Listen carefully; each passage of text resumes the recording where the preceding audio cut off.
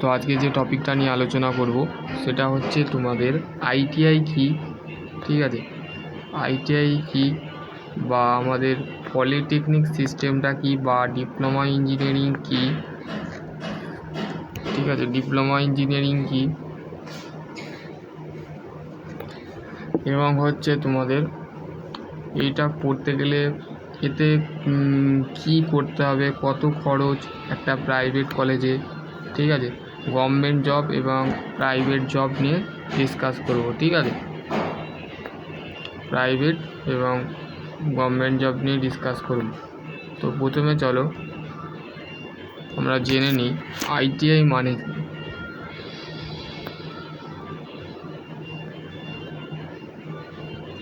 ITI জিনিসটা কি বা আইটিআই কি, ঠিক আছে, আইটিআই হচ্ছে ইন্ডাস্ট্রিয়াল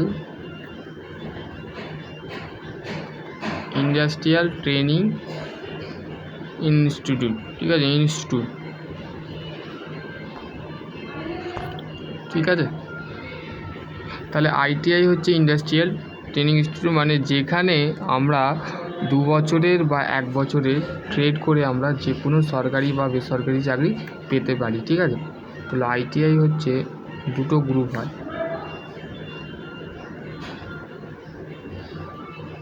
আইটিআই গ্রুপ হচ্ছে একটা হচ্ছে ই গ্রুপ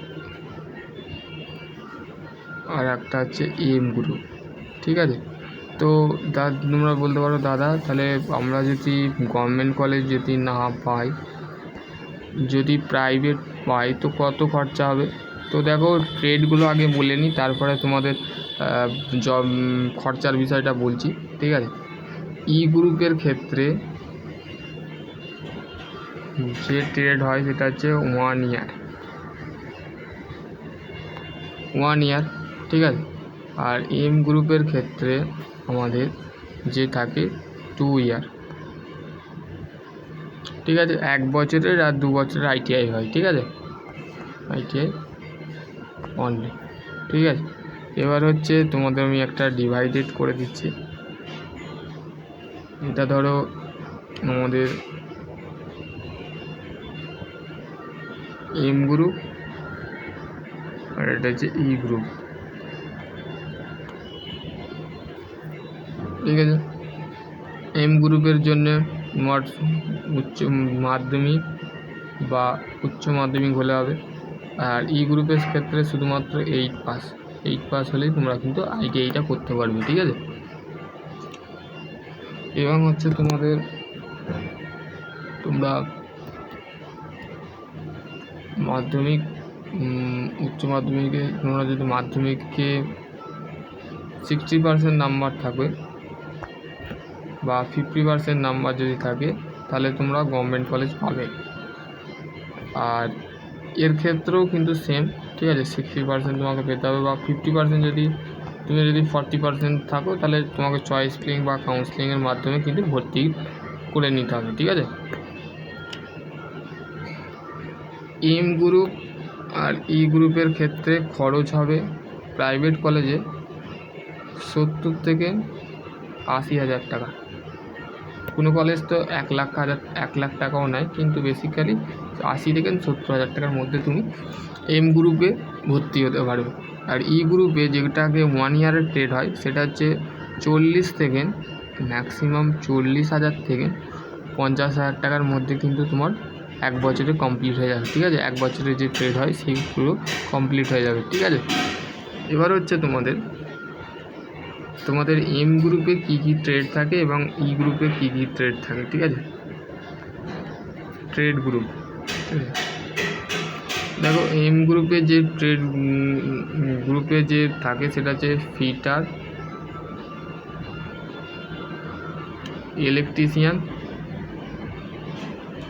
ইলেকট্রিশিয়ান, তারপর হচ্ছে টার্নার,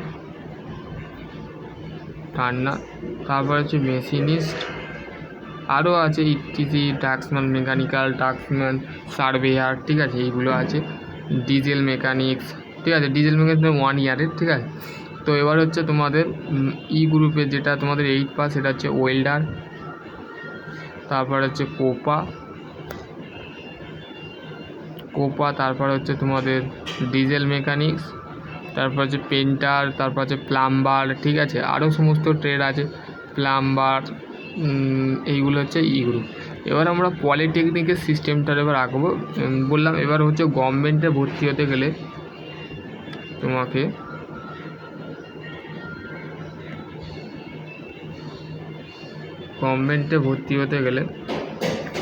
তোমাকে যেতে হবে কমন অ্যাডমিশান, ঠিক আছে, কমন অ্যাডমিশান পোর্টালে যেতে হবে।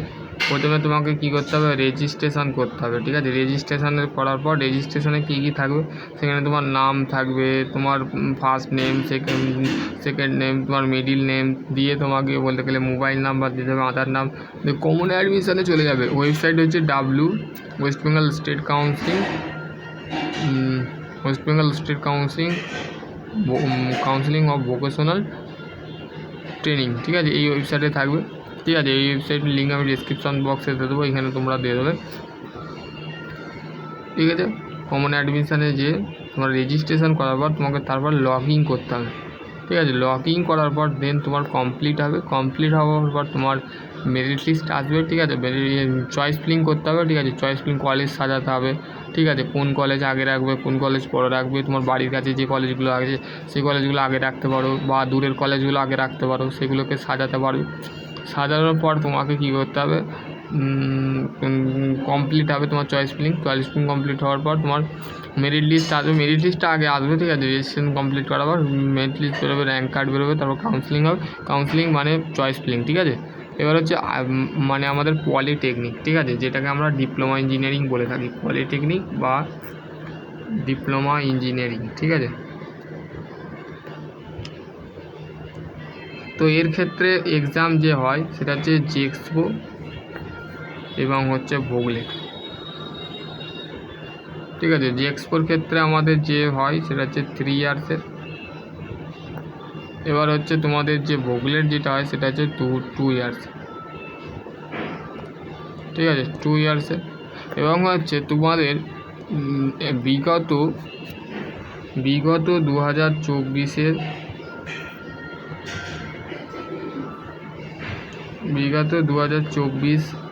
ইয়ার্সের মধ্যে এই এক্সাম পসমেন্ট করে দেওয়া হয়, ঠিক আছে।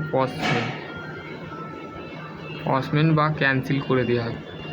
এবার এই ক্যান্সেল হওয়ার পর একটা হয়, সেটা হচ্ছে মেরিট লিস্ট, ঠিক আছে। মেরিট লিস্ট হয় যে মাধ্যমিকে তুমি কত নাম্বার, মাধ্যমিক বা এইচএসে তুমি 12 পাস করলে, বা আইটিআই পাস করলে, বা তুমি 10 পাস করলে, ঠিক আছে। তো তোমার 12 পাসে যদি সায়েন্স থাকে, এইচএসে সায়েন্স থাকে, বা ভোকেশনাল থাকে, বা তোমার আইটিআই থাকে, তো সেই ক্ষেত্রে তোমাকে একটা হয়েছে, সেটা হচ্ছে তোমার এই ক্যান্সেল হওয়ার প্রসেসটা আর শুরু হয় না, স্টার্ট হয় না। এবার একটা স্টেট কাউন্সিলিং যেটা তোমাদের বলা আছে, সেটা হচ্ছে তোমাদের মাধ্যমিকে তোমাকে ম্যাক্সিমাম 50% নাম্বার পেতেই হবে, ঠিক আছে। 50% নাম্বার পেলে তুমি কী হবে, তুমি জেএক্সপোর ফর্ম ফিল আপ করতে পারবে, ঠিক আছে। জেএক্সপো ফর্ম ফিল আপ করতে পারবে বা ভোগলেটের ফর্ম ফিল আপ করতে পারবে, ঠিক আছে। এবং ভোগলেটের ফর্ম ফিল আপ করতে পারবে, করার পর তোমাকে মিনিমাম তোমার কিন্তু 55% নাম্বার নিয়ে আসতে হবে, ঠিক আছে। এবার হচ্ছে ডিপ্লোমায় কোন ট্রেড করব আর আইটিআই কোন ট্রেড করব, যেখানে আমরা সরকারি চাকরি করব। ডিপ্লোমা ট্রেডগুলো আমি বলে নিচ্ছি বা ডিপার্টমেন্টগুলো বলে নিচ্ছি। ফার্স্ট হচ্ছে মেকানিক্যাল ইঞ্জিনিয়ারিং, ঠিক আছে। কেউ সিভিল ইঞ্জিনিয়ার নিতে পারো, সিভিল ইঞ্জিনিয়ার। তারপর হচ্ছে ইলেকট্রিক্যাল ইঞ্জিনিয়ারিং। তারপর হচ্ছে etc, electronics telecommunication engineering, etc. তারপরে হচ্ছে তোমাদের এখন বর্তমানে যে চাহিদা সেটা হচ্ছে মেকাট্রনিক্স। তারপর হচ্ছে অটোমোবাইল, ঠিক আছে, অটোমোবাইল। তারপরে হচ্ছে তোমাদের ইলেকট্রনিক্স ইঞ্জিনিয়ারিং, ঠিক আছে। তারপরে হচ্ছে সার্ভেয়ার ইঞ্জিনিয়ারিং, ঠিক আছে। তারপরে হচ্ছে আরও যে ইত্যাদি যে ইঞ্জিনিয়ারিং কোর্সগুলো আছে, মেন হচ্ছে তোমরা মেকানিক্যাল ইঞ্জিনিয়ার নিতে পারো, সিভিল ইঞ্জিনিয়ার নিতে পারো, বা ইলেকট্রিক্যাল, ইলেকট্রনিক্স, টেলিকমিউনিকেশন ইঞ্জিনিয়ারিং আর ইলেকট্রিক্যাল ইঞ্জিনিয়ারিং, এই আর মেকাট্রনিক্স, এই চারটে তোমরা নিতে পারো। বাকি যে আমি বললাম অটোমোবাইল, ইলেকট্রনিক্স ইঞ্জিনিয়ারিং, এইগুলো না নিয়ে তোমরা যদি এগুলো করতে পারো তোমাদের চাহিদা। এবার হচ্ছে আমাদের বর্তমানে আমরা এই ট্রেডগুলো তো দাদা আমরা নেবো, তো সেই ক্ষেত্রে আমাদের চাহিদা মানে গভর্নমেন্টের কোন ট্রেডে আছে, তো সেই ক্ষেত্রে দেখো আইটিআইয়ের ক্ষেত্রে হচ্ছে আইটিআই ফিটার, ঠিক আছে, আইটিআই ফিটার,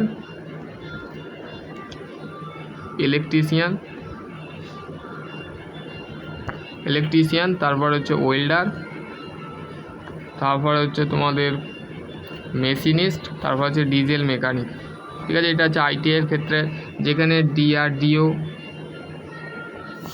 মতন, তারপর হচ্ছে আরআরবি টেকনিশিয়ান, ঠিক আছে, আরআরবি টেকনিশিয়ান, তারপর হচ্ছে RRB assistant loco pilot, ALP, ঠিক আছে, এএলপি, তারপরে হচ্ছে আমাদের তারপর হচ্ছে সেল, ভেল, জেল যেগুলো আছে সেগুলো কিন্তু এখানে আছে। এবার হচ্ছে পলিটেকনিকের ক্ষেত্রে কি ডিপ্লোমা বা পলিটেকনিক, ডিপ্লোমা মানে তুমি আরআরবি যেই মানতে পারবে, ঠিক আছে, মানে রেলের জুনিয়র ইঞ্জিনিয়ারিং হতে পারবে, ঠিক আছে। তারপর হচ্ছে আরআরবি যে এএলপি আছে সেখানেও তুমি অ্যাপ্লাই করতে পারবে, ঠিক আছে। এবং হচ্ছে তুমি এসএসসি যেই যে ফর্ম ফিল আপ হয় সেখানেও তুমি অ্যাপ্লাই করতে পারবে, ঠিক আছে। অথবা তুমি সিআইটিএস করে কলেজে আইটিআই কলেজে ইনস্ট্রাক্টর হতে পারবে, সেটা ডিপ্লোমার ক্ষেত্রেও বা আইটিআইয়ের ক্ষেত্রেও। এটা মানে আইটিআইয়ের ক্ষেত্রে কম সময় লাগবে আর ডিপ্লোমার ক্ষেত্রে একটু বেশি লাগবে, ঠিক আছে, যদি ঠিক আছে। আশা করছি তোমাদের আজকের টপিক এইখানে আমি এন্ড করছি। আর যারা তোমরা পেড কোর্স নিতে চাইছো, পেড কোর্সের অফার কিন্তু চলে গেছে। এখন যেটা তোমাকে করতে হবে সেটা হচ্ছে 1400 টাকা তোমাকে পে করতে হবে ওয়ান টাইমের জন্য। 1400 টাকা, ঠিক আছে, 14,000 লিখে ফেলেছি, সরি।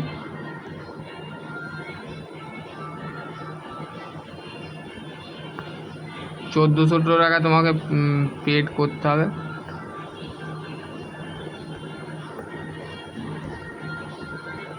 পেড প্রোডাকশানের মাধ্যমে তোমরা কিন্তু এই কোর্সটা নিতে পারো, ঠিক আছে। যদি তোমরা ডিপ্লোমা